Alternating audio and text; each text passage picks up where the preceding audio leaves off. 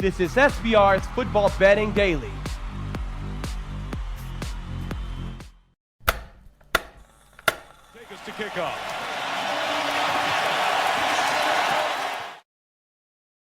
Welcome into the student section. I'm Drew Martin alongside Big Man on Campus, talking all things college football, gambling. Big Man on Campus, welcome in. Follow him on Twitter at Jeff Nadeau. What's on your mind, Big Man? Hey Drew, how are you? Always good to talk college football. One of my favorite things is videos you and I do. We used to do the bet buffet last year. We've done some different shows, marketology. Always look forward to shows with you. Week 3 college football coming at you. Week 3 college football coming at you. Big Man can talk a lot of sports really well. This is the sport I like to think I'm the best at.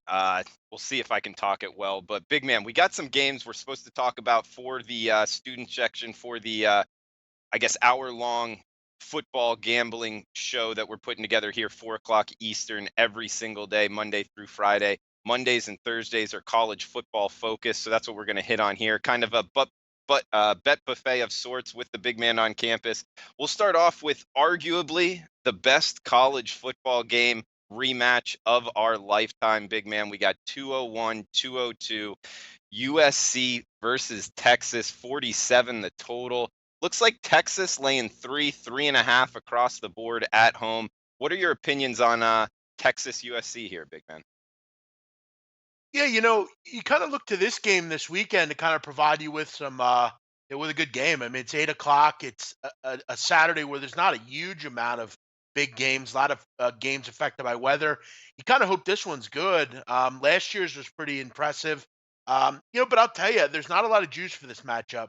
Both these teams have been kind of underperformed. I don't like what I've really seen out of Texas. Ealinger's been okay, but the run game hasn't been really that good. The skill position players have been weak. And defensively, they've had no pass rush. They've just kind of been boring. And you look at under Tom Herman over the last couple of years, and really over the last 3 years, Texas has not been good in a favorite role. Drew 7-9 as a favorite, only winning 9 of those 16 over the last few years. So I've not really wanted to back Texas in a favorite role. I'm also not really running to the win of the bet on USC. I mean, JT Daniels is having issues with a hand injury. Running the football for them has been a bit better, but I just don't really know what to expect. You lose too much talent seemingly every year from USC, and I came into the season kind of thinking that I didn't think this is a top 25 team. We're starting to see that. This is just kind of kind of really a matchup that's just kind of blah to me. Gun to my head, I'd probably take the Trojans getting points, but they've really lacked Drew in an underdog role as well. So I'm not running to the winner. Let's hope maybe for show this is a good game, but it's not a game that I'm interested in betting on really. Yeah, Big Man. One thing I remember from the IFBC is one of the lead recruiting guys, really in the nation for SB Nation, Bud Elliott. He was saying JT Daniels, the quarterback for USC, was a guy that could come in, step in, and really do the job as a true freshman. Because my comeback to him was, what true freshmen really do well, And people bring up Johnny Manziel, but a lot of people forget he was a redshirt freshman. Big difference having a year under his belt of practice and Yeah. college, just lifestyle in general. And for true freshmen to come in and really excel, I always question it. So especially, in a scenario like this, he's dinged up a little bit. I am really hesitant to be on the Trojans, but just like you, as far as backing this Texas team, I mean, they struggled against Tulsa. They're going up against better athletes now against USC. So it's tough to really get on either side. I'm with you as far as not, just backing off on the USC Trojans. Gun to head, I would go with the Texas side. If you had to bet it, which side would you like? Yeah, I would look towards Southern Cal here. I mean, I think one thing about Daniels, I think where a lot of people are looking at him and saying, well, maybe he could come in and be a great freshman right away. Listen, it's hard to come in and do anything towards what Sam Darnold did. I mean, you lose a player like that, it's difficult. But this is the Gatorade Player of the Year last year. He was one of the best quarterbacks in the country, if not the best quarterback in the country. He threw for over 12,000 yards in high school, 152 touchdowns. I mean, he was a terrific player and the number one player really coming out. So again, he is a kid that I think long term will be a fine quarterback at USC. But right now it's just kind of it's a new kind of group of players for USC. You can't lose a player like Darnold and expect to kind of replicate what you've done over the last couple of years. But gun to my head, I like USC a bit more. I just right now with Texas, I just don't see a lot of juice with this team. I mean, they lose against Maryland. Against Tulsa, they weren't particularly, weren't particularly impressive either. I think there's a little bit more juice here with USC, but again, not a game that I'm going to be betting on. Yeah, not exactly the excitement of the '05 game that this is a rematch of. But big man, we'll head down the board a little bit. Go a little off the board, if you will. 245, 246, Southern Utah, Arizona. Sophie puts this all together and puts the games in. I guess it's the late night. There might be eyeballs on it, at least on the West Coast. I don't know much about Southern Utah. Arizona's obviously been a mess, big man. I know you know some of these small teams, even FCS teams, a lot. Do you see any value? What number do you think we see? And are you looking to bet this one? Yeah, this is a really fascinating game, and when you sent it to me, I kind of asked you, what's the deal if you wanting to look at this game, and you said, well, they picked it, so we're gonna have to look at it. And I actually know a little about Southern Utah. They're out in the Big Sky, Good. which is actually a pretty decent conference for football. I mean, Eastern Washington, Weber State, Northern Arizona have been some decent teams over the last couple of years. This is a big game for the Wildcats. I mean, Arizona has struggled out of the gate. They're 0-2. They were disappointed against Houston. They're now riding a 5-game losing streak. They need to get back on the horse, if you will. And this is probably a game to do it. You look at kind of some of the issues that Arizona's had, Drew, one of which has been defensively. Seemingly, they always have issues on that end. Look at this week. They're getting back their best cover corner in Jace Whitaker. They're getting back their best safety in Scotty Young. So I'd expect their defense to be a bit better, but I still don't think it's that improved. I look at Southern Utah. They can move the football. Chris Heibig, a good quarterback. They have a good group of running backs that I'd expect them to use. They put up 23 points last week against Oregon State. Yeah, I'm thinking they can do something similar here. They're not a team that, and generally they might be playing in garbage time. Southern or Arizona may pull Khalil Tate at some point. I'd expect Arizona to really shot on offense here. I mean, this is finally a job for them where I think they can come in and expect to really put up some points. You need to open this offense up a little bit. This team has struggled really in all facets. They haven't really been able to get out and play the game. They played BYU and they played Houston, two pretty good defensive teams. Now you're getting a team in Southern Utah that's just not as good athletically as you are. I think Khalil Tate will get out and let him run around a little bit. I'd expect them to put up 45 or 50 points. As far as where the number will be, that's a tough one. Sometimes these are always tough. SCS, FBS. I would say high 20s, probably, maybe 30s. Okay. I mean, as far as a total, I would probably imagine it'd be, I don't know. I could be way off. I'm generally much better with the FBS, but I would say 31, 32, maybe 29, 30, something in there with a total at 65, maybe. I mean, maybe more because I don't know if Arizona can get any stops, but you give up 48 to Oregon State. I'd expect them to give up at least 50 to Arizona. Arizona could really look at this as like one of those, let's fucking kill this team. We've had a couple tough games here. They can do it if they want. Okay. Well, good stuff, big man. Being able to talk Southern Utah football. Not everybody can do it. We got Vitalis in the chat box saying rotation 129, 130. Paco asking about Boise money line. Guys, we're gonna get to those games. Thanks for chiming in. We'll definitely hit on those games. We got to hit these 3 games first, though. So we got a big one here, big man, as far as Saturday night goes. 203, 204, Ohio State, TCU. This one, not at TCU. I guess they are listed as the home game, and it's not far from them. It's at AT&T Stadium there. And it looks like Ohio State laying 12.5 on the road. You got any opinion on betting this from a side perspective, big man? Yeah, we've you and I have talked about this game a few different times on some of the shows we're doing, and as the week goes on, you really kind of only thought is, can TCU handle this Ohio State offense? They're generally a very good defense, but this is an Ohio State team that is number 1 in the country in third down conversion, number 1 in completion percentage, number 2 in offense, in total offense. But then you ask yourself, well, I mean, look, it's not overly difficult to score against, Oregon State and Rutgers. So, I mean, that doesn't impress you too much. This is obviously a much different game. You got to go down to TCU, your first road game, and you're going to face a team that I think is kind of looking up. This TCU team I'm impressed with. They have a solid defense. They're always very good under Patterson. I like Sean Robinson. I think this kid could be a real good quarterback down the road. He's still very young. He's still kind of getting going with his passing game. But I'm one to think, Drew. I know Donnie Wrights had mentioned he thought this game would be a bit more low scoring. I have a feeling it's a bit more higher scoring. I mean, both these offenses are pretty good. It could turn into one of those shootouts, but you look at Ohio State. Are you willing and wanting to bet against them? It's tough for me to do right now. Like I said to you, if I could get a full two touchdowns, so let's say you gave me 14 and a half, I might consider taking TCU, but it's down to 12. I think that the numbers are gone. You're not going to see 14 again, unless maybe late in the week a lot of Ohio State punters come in, which is possible. But at this number, I do think it's almost kind of baiting you to take Ohio State. I think a lot of people will watch TCU against SMU and say, well, they did struggle for a little bit. They're still a pretty good offense. Maybe they'll just kind of think, okay, TCU's not going to be wanted here. We'll give you under 2 touchdowns. Um, I don't know. For some reason, in the back of my head, I think Gary Patterson's going to have something and they're going to hang around here. But I've been all over the place with this game. It will be nowhere near what I'm looking to bet on. Big man, do you think Urban Meyer not being a part of it on the sidelines is going to affect the game at all? No. No, I don't. Because let me ask you a question, Drew. I always found this interesting. So at night, like at 8, 9 o'clock at night, does someone monitor Mhm. Urban Meyer that he can't call Ryan Day and talk to him? I mean, you really think that goes on?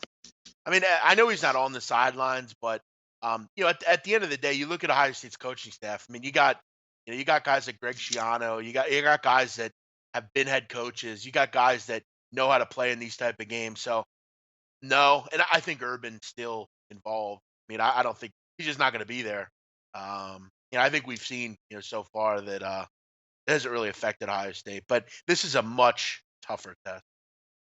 Yeah, if Day can win this game, I doubt he's with Ohio State next year. I bet he's got a head coaching job. What do you think? Yeah, I mean, you got to look at all it's funny because he was kind of the guy that they just had to pick because you're not going to obviously give the job to Shiano or anyone else because they have dirt on their hands as well. You kind of had to go outside of the box. But yeah, I mean, he's if he could find a way to go down and win this one, let's say by 21 or something, that's impressive to do. And you were a real leader, so yeah, I could see it down the road. And you look at this game and you say, I mean, you look at the rest of the schedule. I mean, you might not see you might not see a loss for a long time for if you're Ohio State. This is a big game for them. If they win this one, you're obviously in the driver's seat. Men expect them to be in the driver's seat the whole year. Yeah, and the same could be said for TCU. I mean, if they win this game, hell, they got a shot at the playoffs as well if they can win the Big 12. Yeah, Talking here I with think Big Man one on. Oh, go ahead, Big yeah, Man. real quick, one other thing with TCU. You bet you got to be on your toes when you face this team. TCU is going to go very quick. They're not gonna screw around. They're gonna get up. They're gonna go quick. They're gonna try to use tempo.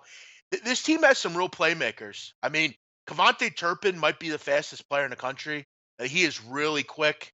Robinson's kind of a Trevon Boykin clone. This is a fast offense. They're going to go quick.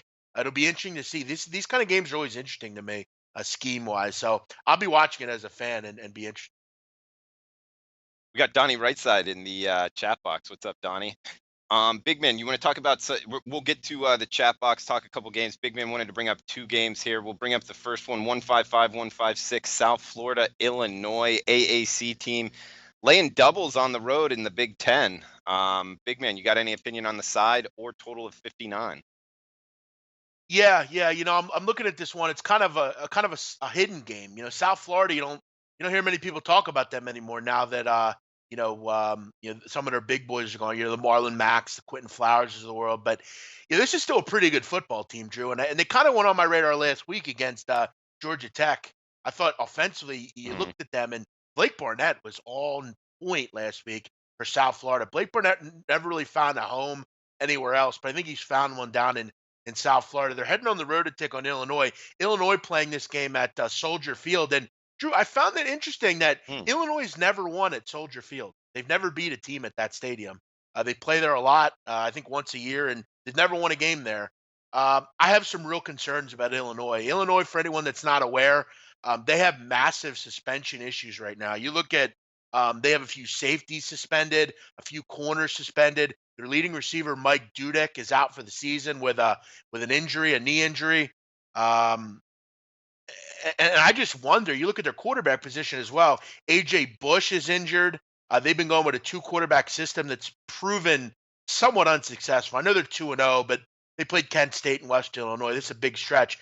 You also look at their defense. I mentioned some of their inabilities against high profile offenses. You look at this year, Illinois has already given up 4 touchdowns over 20 yards. I'd expect, as Joe Lisi would say, for South Florida, that big passing attack to attack Illinois vertically. I think this is a somewhat easy win for South Florida. They go in there. Illinois is just beaten up and battered right now. They don't have a lot. They're going with third string corners, safeties. Unfortunately, they've had too many fuck ups on this team. A lot of people sitting out because of stupid personal issues and criminal issues. So yeah, for me, I'm looking towards the favorite here. You missed a little value on the number. It's up to 10.5, but I expect this to be like a 41-24, 41-17 type of game. I think South Florida go in and take care of business. They've been a real under radar team. I think Illinois really struggles to get stops. I like your thought process here, big man. I'll tell you, like athletic wise, it's all going to be on USF in my opinion. In I'd have to ask you the question: why did this number open at 7.5? Like I almost feel like I'm missing something. One of those bets where it's like, whoa, pump the brakes a little bit because I could see. I agree with you. I could see USF running away with this. Yeah, I think it's just the overall sentiment around South Florida. I mean, I don't think people love Charlie Strong. I mean, they did lose a lot of talent. They kind of have an unproven quarterback, but the truth of the matter is Blake Barnett has been very good. I mean, you look at last week against Georgia Tech. I mean, he had a big time game, 21 for 31, 202 yards. He hasn't turned the ball over a ton this year. He's thrown for a few touchdowns. I think a lot of people will also look at Illinois and say, well, maybe if they can establish the run game here, South Florida has struggled against the run, but I think that's a bit unfair. I mean, South Florida did give up a lot of yards to Georgia Tech, but you and I both But know everybody Georgia gives, Tech yeah. runs. Yeah, exactly. So I think those numbers are a bit skewed. And you see the number was wrong, Drew. I think that's just the truth of the matter. This was a bad number they put out, and it's been scalped up to 10.5. I think that's probably where this number should be. I think this is kind of a hidden gem. It's a 3:30 game lumped where no one really cares about Illinois football. Like I said, the truth of the matter right now with Illinois is they have a lot of problems. They have a lot of people that aren't in football games that they need. They've gotten by because they played Kent State and look, truth is against Kent State, they didn't really play very well. They were down in that game. They had to fight back, and they beat Western Illinois. The Leathernecks aren't anything impressive. I mean, so big deal there. I think they've just kind of been able to skate by. I think the doomsday is coming on Saturday. I think they lose pretty big here. Yeah, man. I'm glad you brought this up because I haven't bet it yet. Just kind of scared about it. But you're right with that hidden gem thing. I think I'm gonna jump on this personally. Thanks for bringing that up, big man. We got Yeah, next up 165. these Oh yeah, go ahead. real Finish quick, it Drew. off. These hidden gems have kind of been nice for me. I'm 2-4 to start the season. Haven't had a great season, but there's been a couple of these games that have just kind of jumped out at me. And I think an interesting point in this game, Drew, also is I'm looking towards some of these teams where revenge or poor play last year is something they can kind of remember. And this South Florida team gave up a lot of yards to this Illinois team. They didn't play great. They ended up winning, but I expect them to be a lot better in this game, a lot more kind of with it. And I think the big time problem is going to be those big plays. I just have a problem, and I worry about Illinois from that realm. Big man, we got like the last game you put over Duke Baylor. This is an interesting one, I'll tell you. 49 the total. Baylor laying 6 at home. We got quarterback issues with Duke. Also, I believe their best defensive player, their best cornerback is going to be out. Going up Yeah. against Baylor. Question marks with Baylor, as we know. But Duke, redshirt junior, I believe. We were just talking about him you brought up his name, Quentin Harris, I believe. He's been in the system now. This would be his 4th year, correct? Under Cutcliffe. I kind of like that scenario. A kid that knows the offense in the system. Yeah, he's the backup, but I would look for Cutcliffe to kind of coach him up, do well. He knows the system, so I think this might be a bargain on Duke. Do you agree? No, I don't. I Yeah, actually think when I look at the card this weekend, I look at Baylor, and I think that as far as the most important game in the country, I think this is the most important game for Baylor in the country. They must win this game, and they have a real reason to win this game. Drew, before the season began, a lot of people laughed at the fact that I thought Baylor would be one of the biggest trenders this year as far as from last season to this season. They've already eclipsed. They've won 2 games. They're 2-0. That's more than they won last year. Baylor was a mess last year. I think they get back to a bowl game this year. And you look at this spot for them. They can get this game at home. They get Kansas next week. They can start the season 4-0. They're playing with revenge here. It's time to right the wrongs of last season if you're Baylor. And I like the way they're trending here. You look at this game, you mentioned no Daniel Jones. It's huge for this game. Drew, there's a reason Quentin Harris doesn't play. He's not as good as Daniel Jones. That's why. And you're right. yeah. He's going to get. He does have decent snaps, and he's a junior. But I think I've learned the problem that I have with some Duke quarterbacks are they're not really able to throw the football. They're just not. I mean, Anthony Boone struggled with it years ago. Thomas Sirk struggled with it a few years ago. And look, Daniel Jones is more of a running quarterback. And I think the biggest injury for Duke is Mark Gilbert being out. I mean, Mark Gilbert was first team All AAC in the secondary. He had 6 interceptions and 15 pass breakups last year. That's a huge loss to their defense. And it's a shame because they played terrific last week, but it came with a cost. You lose Gilbert. This Baylor team, I look at the situation for them. I think for Duke to stay in this game, they're going to have to run the football effectively. And the truth of the matter is they just haven't really been able to do that with the running backs. It's been more Jones. The running backs have not really done a whole lot. I think that's a problem. I think Duke has a lot of trouble in this game. I think Baylor at home, that big time offense, they have some really good players, Drew, on this team as far as offensively. I think they're a total different team from last year. Charlie Brewer's a good quarterback. Look at some of these skill position players. Guys like Denzel Mims, Chris Platt, JaMychal Hasty. They've been in this offense for a long time. Brought over Jalen Hurd from Tennessee as well. Defensively, I think they've improved as well. Phil Snow's a good defensive coordinator. I know him because he was at Temple with Matt Rule. I think that the seeds are changing for Baylor. I think bowls on their minds. This is a gigantic game in revenge at home. Give me the Bears. All right, like in the Bears, we can hit the chat box a little bit now. We got Doug's in here. He just said he questions the athletes at Duke. Big man, I was actually going to take the exact opposite side. I think that the athletes at Duke, especially the last couple years, have really improved. I mean, this is not the Dukies of a decade ago. What Cutcliffe's been able to recruit to Duke, I know he's all over South Florida. He's recruiting kids all in the South, really Georgia, South Carolina, some kind of hotbed recruiting areas. So in my handicap of this, I was thinking depth wise, Duke's right there with Baylor, if not even better. So outside of the quarterback position, athlete to athlete, who would you give the advantage to? Um, I think from an explosive standpoint, Baylor. I mean, I still think their offense is good. I mean, they're going to put up points this year. Their problem's always really been defensively. And last year, I just kind of throw away, but I still think they're faster than Duke. As far as from a toughness standpoint, coming, one of them hard nosed defensive teams, yeah, definitely Duke. If you put Duke's defense on Baylor's offense, I mean, I don't think anyone would beat them really. But and maybe I'm overrating Baylor a bit. I have a soft spot for them for some reason. I think they're a team that will make a big jump this year. And I think, look, if Daniel Jones was in this game and Mark Gilbert were in this game, I'd probably be a little bit more inclined to maybe take the points. But this is a road game. Revenge is important, especially for a Baylor team that was downright embarrassing last year. They were embarrassed. That's not something this program ever deals with. They're generally very good. They're generally a team that's in the forefront. I think for Matt Rule, I think it was a big journey to take this job. Maybe people didn't understand it. I know I didn't understand it at the time. But I think for Rule, he sees it as a rebuilding project, getting Baylor back to being what Baylor really is, not what they were during the Art Briles situation, back with Dave Bliss many years ago. I think the reason he was running is because he is a good football coach, but he's a good football coach off the field as well. I think it's a new leaf Baylor's trying to get to.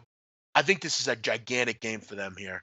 They have to win. I think they will win. I think they take care of business easily here. Yeah, big game in Waco, no doubt about it. Big man, what do you say we hit the chat box? You cool with that? Yeah, I think one of the games someone asked about Troy and Nebraska is Troy's an down. interesting game. This isn't No, the they are same down. Troy team, man. No, they are down. And look, you can't lose a guy like Brandon Silvers and expect to kill it. I mean, Barker's been okay, but Drew, I actually had Nebraska last week. I bet them against Colorado. I had them -3. I thought it was a terrific spot. They were at home. They hadn't played yet, so there's no tape on them. And I'm very high on their quarterback, Adrian Martinez. And when I say this, I mean this. I think when fully healthy, I think he's a terrific player. And I think he's going to be one of the best quarterbacks they've had at Nebraska for a while. But last week, he was injured late in the game. There was a lot of issues with the injury after a video came out showing a Colorado player twisting Adrian Yeah, I saw that. Martinez's leg, and Scott Frost was not too happy about it. Here's the problem: I don't. According to Frost, the decision could come 2 minutes before kickoff on whether Martinez plays. The problem is for Nebraska, their quarterback, Tristan Gebbia, who was there, left the program because he wasn't going to start. So now they have a walk on as a backup who actually played okay last week in about He 3 or 4 did. He minutes. came But in. yeah, he came in and played pretty well. And, Drew, I'll tell you Yeah, right now, I thought Nebraska was a tough beat last week. They had absolutely dominated Colorado in the first half, but 2 fumbles, putting it it on the was. ground, it really hurt. The It Cornhuskers, was a I tough believe, one. was the But, right side. It was the right oh, it's side. definitely the right side. Did you see fucking Lincoln? It was on fire last week. They came Yeah. out wired. But the fumbles hurt. But listen, if Martinez plays Vitalis, I would I would be interested in Nebraska. I wonder how good their defense is. I thought they overperformed a bit last week, and you saw towards the end of the game they got shredded a little bit. I also don't like their kicking situation. It's important now they look at kicking situations. They affect games.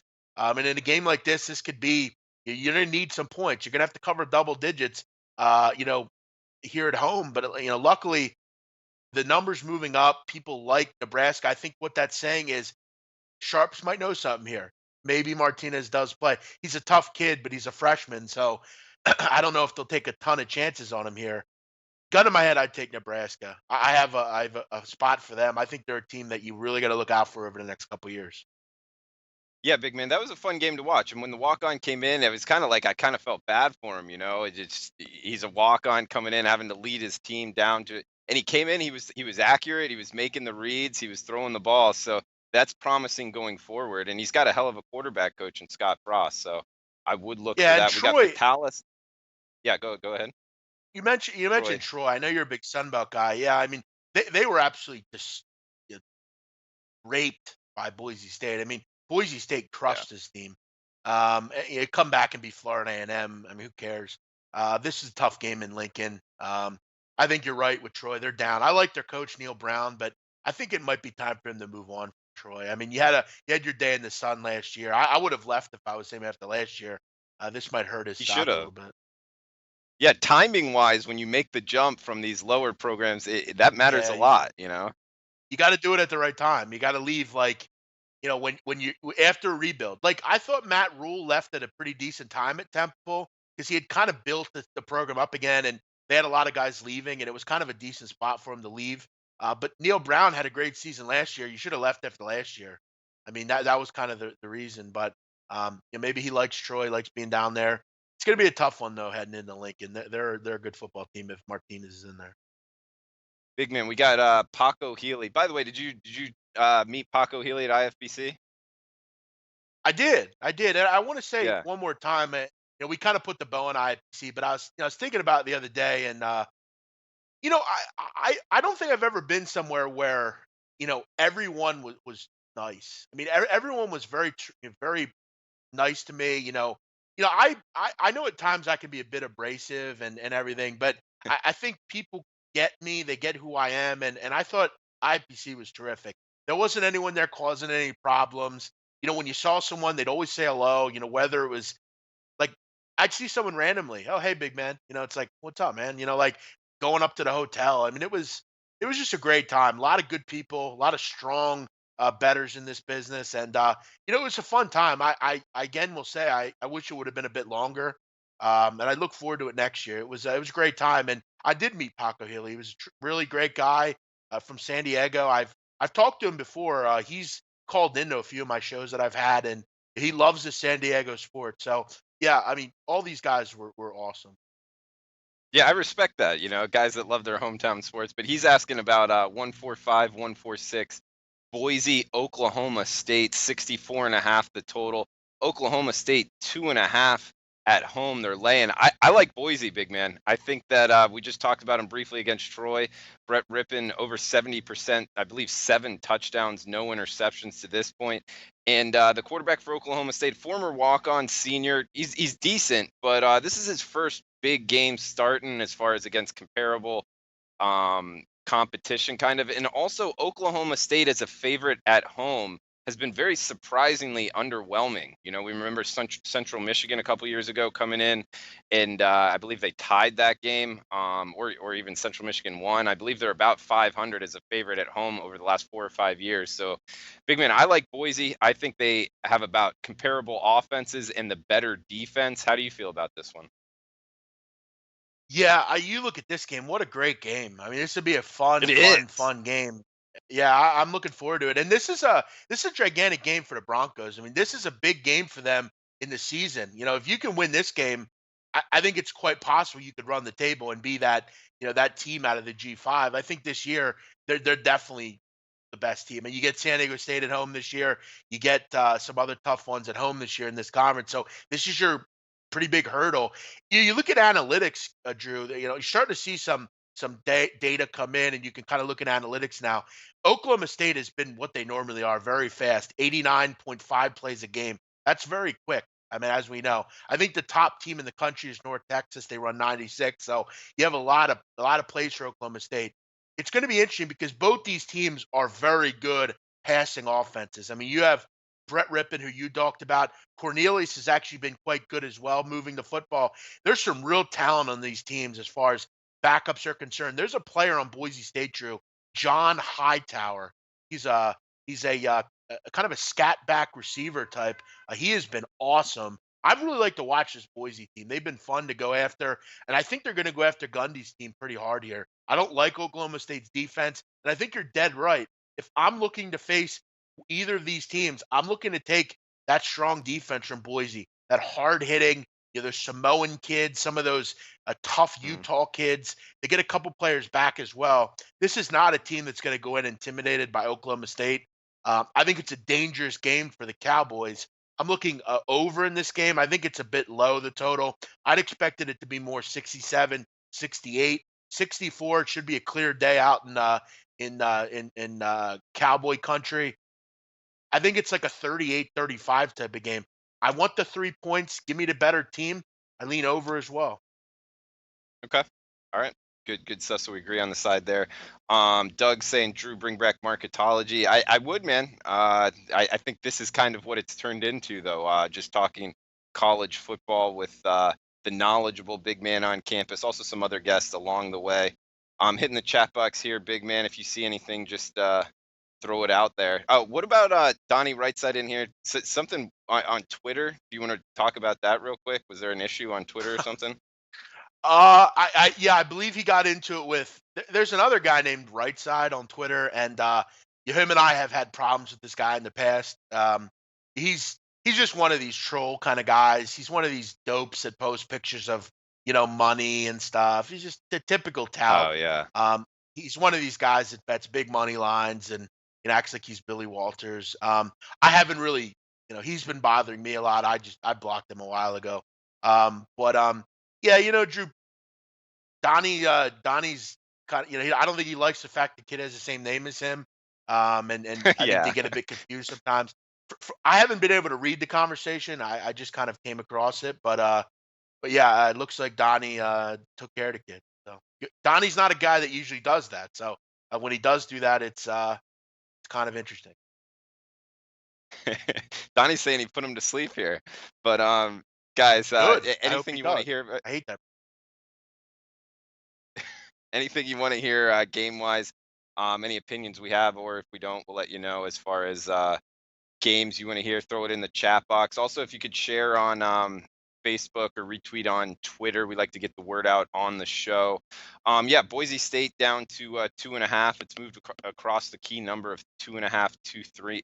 3.5 to 2.5. So I guess that's promising in a sense, but you lose some value. Big man, want to bring up a game that caught my eye. Want to get your thoughts on it. North Texas now 6.5 at some shops in SEC country against Arkansas. I don't know, man. It seems like people are getting a little bit too I don't know what the word is. Maybe a little bit too cute here. You got to remember, this is a Conference USA team going against an SEC team. I know it's kind of trendy to go UNT, but at this number, do you see any value on either side? Yeah, I think at this number, I think there's value on the Razorbacks. I mean, I think you make a real Yeah. good point here about getting too cute with things. And I think if Arkansas wouldn't have lost last week to Colorado State, then yeah, I mean maybe I'd be a little bit more inclined to take the mean green. But I mean, I think at the end of the day, I mean Arkansas are just better and really faster and stronger at every position. Listen, beating SMU and the Cardinals of Incarnate Word doesn't really do much for me. I mean, Incarnate Word sounds more like a Bible study than a football team. So, by the way, though, a very nice campus. I've actually seen it. It's down in San Antonio. It's a very nice campus. I wonder though. I'm a bit concerned, Drew, with Arkansas's offense or offense or their defense. I'm sorry. I mean, North Texas is a good offense. I mean, Mason Fine can really move the ball. I discussed their ability. They go very quick, 96 plays a game, which is, I mean, that's really fast. I mean, that's light year speed. That's one of the fastest in the country. He can really move the ball down the field. But I look at Arkansas. I see that Chad Marsh really needs a win here. I mean, you can't really afford to lose to North Texas, especially after last week. I think if they lose, Fayetteville will go nuts. They'll ask for him to get out. I mean, this is a home game here. You have a better defense. Your offense can move the ball. North Texas, nothing special. I think the number's just too low at this point. I think we're buying in way too much to the mean green. Not saying they're not a good team. They're a solid football team, but this is a big step up in class. And if they wouldn't have lost last week at Arkansas, maybe I'd look to fade them here. But I just don't see them losing two in a row to Colorado State, North Texas. I'm with you, big man. Also, question here about Fresno State, UCLA. What Fresno State's going on the road, Pac-12 territory, and laying points. Granted, small number. Fresno State, we know their quarterback is pretty good. I believe he's a Power 5 transfer from Oregon State. CFL coaching McMurray. background for okay from their coaches and Chip Kelly, as we know on the UCLA side. I'm not involved with this game. Do you have any opinion? Yeah, I mean, if I'm Chip Kelly, I'm making it very known to this team. They're an underdog to Fresno State. I mean, that's bulletin board material if it's me. But I mean, you got to kind of look at UCLA and look. I'm not sure why people are so up in arms that UCLA has not played well. I mean, they played Oklahoma, and losing to Cincinnati probably shouldn't happen. But this is a team with a new regime coming in. They don't really have right now the quarterback. They don't really have a ton of players that they really want in there. Wilton Spate was a kind of a failure. He goes out. This is a game you got to be worried about if you're Chip Kelly. I mean, Fresno's a pretty good team. They're good defensively. You mentioned the CFL connections there. I don't know. I don't have much in this game. The fact that they're a favorite surprising to me. I feel like anytime you get UCLA against a team like Fresno, you want to probably just take them if they're an underdog. But UCLA is pretty bad right now. Let me ask you, Drew, who do you think's a better team? Cincinnati or Fresno? Definitely Fresno, right? I don't know if I'd say definitely. I Cincinnati's mean, kind of up and coming. yeah, no, Luke Fickle's is a solid guy. I feel like I'd slightly give it. I mean, this is a team Fresno that was very good last year. They haven't lost a ton. I mean, what happens in LA if they lose? I mean, in the Rose Bowl to Fresno, it's like little brother almost in a way. I'm wanting to think it as an underdog. I still would lean towards Cal Los Angeles here. Yeah, I don't know. I'm not gonna bet it. I'd probably lean with Fresno here. We also got Alex Smith in the chat box. What's up, man? He's saying Tennessee UTEP over 46.5. I'll tell you, Big man, I've kind of retired as far as an SEC team versus the lowly Conference USA teams. My record is just terrible. I mean, these big spreads, I think it's very highly volatile. How do you feel about these type of games and anything on Tennessee UTEP? Yeah, that's actually a good word. It is quite volatile. I mean, look, whenever you're laying big points, it's a volatile thing. I laid 23.5 last week with UNLV against UTEP, and it was able to come in, but it was tough. I mean, it's tough because when you have a team like UTEP, sometimes they could just break a touchdown, which they were able to do. UNLV is not a great defense. The difference here is I actually really like Tennessee's defense. I'm buying in on this group. I think they're a team that under Pruitt, I mean, there's some really talented players on this team. I mean, as far as on the defensive side, and I really wonder. I mean, can UTEP score in this game? I mean, this is a tough ask for them to go in and even score over 10 points. I worry about that over because when you're looking at it over like that, I firmly believe that Tennessee will put up 35, 40 points here. The problem is, can you depend on UTEP to score any points? I mean, they're a pretty bad team. I mean, they're probably the worst um, FBS team in the country. I mean, Drew, we've kind of looked at all the different leagues and stuff and conferences. You would agree UTEP's probably the worst team in the country, right? Um, Probably. I mean, UTEP, what, Texas State, Rice. I mean, Charlotte, Old Dominion. I don't know how that's going right now. I believe it just started. There's probably 5 or 6 teams I think are bottom of the barrel, and you can just kind of pick and choose. But yeah, they're definitely in that group, in my opinion. I think you can definitely probably imagine though that Tennessee might hit this over themselves. I mean, this could very well be like 48-3. I mean, or something like that. Yeah, they're going to get the ball downfield. I mean, UTEP is a terrible defensive side. This is a team that got rocked by Northern Arizona for Christ's sakes. I mean, that's an FCS team beating them outright. I just I don't know. I mean, I look at them last week, Tennessee. They crushed East Tennessee State. I mean, how much honestly better are UTEP than East Tennessee State? I mean, seriously. Um, I wouldn't be If taking better at points here. I'd all. be only laying. Yeah, Yeah, I don't know I'd the be East laying. Tennessee State program, Yeah, but I so mean, lay it there. this UTEP team lost to Northern Arizona. So I mean, yeah, I would lay it here. I mean, Tennessee. I think a new leaf has turned over. They're not going to be good just yet, but they should have any problems with Texas El Paso. All right, guys, we got time for one or two more. If liking the content, please give us the thumbs up sign, the like button. Notre Dame Vandy from Dark Eyed Horse. Vanderbilt plus 14 in South Bend, I believe. Um, Anything here, big man? I don't know. Vandy, Derek Mason, defense. It's playing well. Notre Dame struggling Yeah, last but week. but that was last week, and that's the thing. I mean, do you really think they're going to play bad 2 weeks in a row? I like that. I mean, let me ask you a question, Drew. Does Notre Dame ever play on the road? This team plays every game at home. They haven't been on the road yet. Definitely They'll favorable. play I mean, three Miami on straight, the road, won't they? Every now and again, Florida State maybe. but three straight weeks at home. That seems pretty interesting. Um, I don't know. I mean, a lot of the Vanderbilt beat guys are high on this team. I don't know that I see it. I mean, Wimbush looked good week one. Week two, he was a bit more shaky.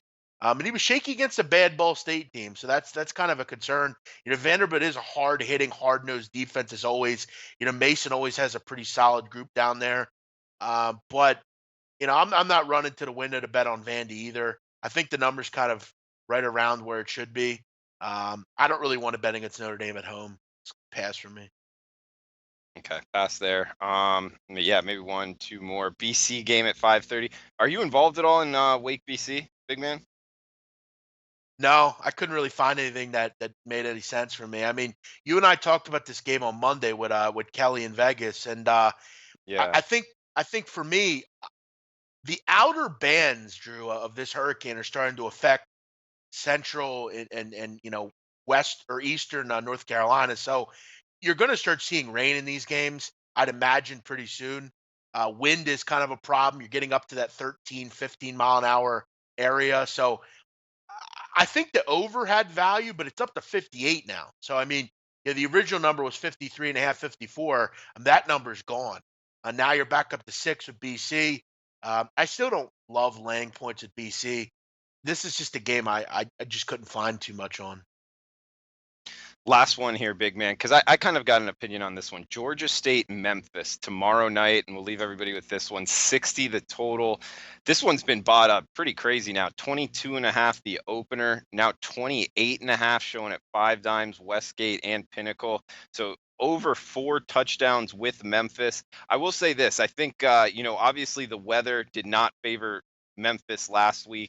But I still think Memphis looked like the stronger team against Navy. Do you have any opinion on that, and any opinion on Georgia State versus Memphis tomorrow? Uh, yeah, I remember we chatted about this one also. I don't know about Memphis. I always am skeptical to lay points with them just because I'm not in love with Brady White. I've told you if this was like you know, Paxton Lynch or Riley Ferguson, I'd be a little bit more inclined. Um, I think the number's getting a bit too high. I don't hate Georgia State. Dan Ellington's a pretty decent quarterback. They're pretty high up tempo spread type of offense. A team that Navy or Memphis needs to see a lot, and they don't generally play very well against them. The problem with Georgia State is they couldn't get many stops last year. What do we have on a total in this game? We have 50 to have 60. So, yeah, I mean, I want to think this game will go over. I think it's like a 40, 41, 23 or something like that. I think 60 is maybe a bit too low. I expect Memphis to probably show out, but the number's a bit too high to me at 28.5. I mean, 4 touchdowns plus on a team that wasn't particularly good doing this last year in non-conference play against a team that won't really give up. I mean, they're going to go and try to score points. The goal this year for Georgia State was to get a little bit of fluidity on offense. They were really ugly last year, and Penny Hart can make a big player too at times. I don't think it's out of the question. I think they can hang around, but I'd look more towards a higher scoring game than lower. Okay, I'm with you. I like Ellington at the quarterback position. I think it stays within 4 touchdowns as well. I'd lean towards the dog. Vitalis is saying Georgia State Panthers. Eric saying Memphis lay the woods. So differing opinions here from the chat box, big man. But anything you want to leave the watchers before we shut this down? Yeah, people are saying lay the wood with Memphis, and look, I won't probably talk you out of that one, but I mean this team over the last 5 games is a favorite of 21.5 to 31 points. They're 2-3 against the spread, so I mean they've been kind of haven't really been in that role a ton. They have done it this year though once against against Mercer, so I guess big deal there. But yeah, always fun talking football with you, Drew. I'm really excited about this week in college football. I just have a good feel in some of these games, and my advice to people, if you're asking me what you should do with these Hurricane games, my advice would be if your game is within 50 miles of this hurricane, 100 miles, I wouldn't probably, or probably even more than that, 500 miles. I wouldn't play it.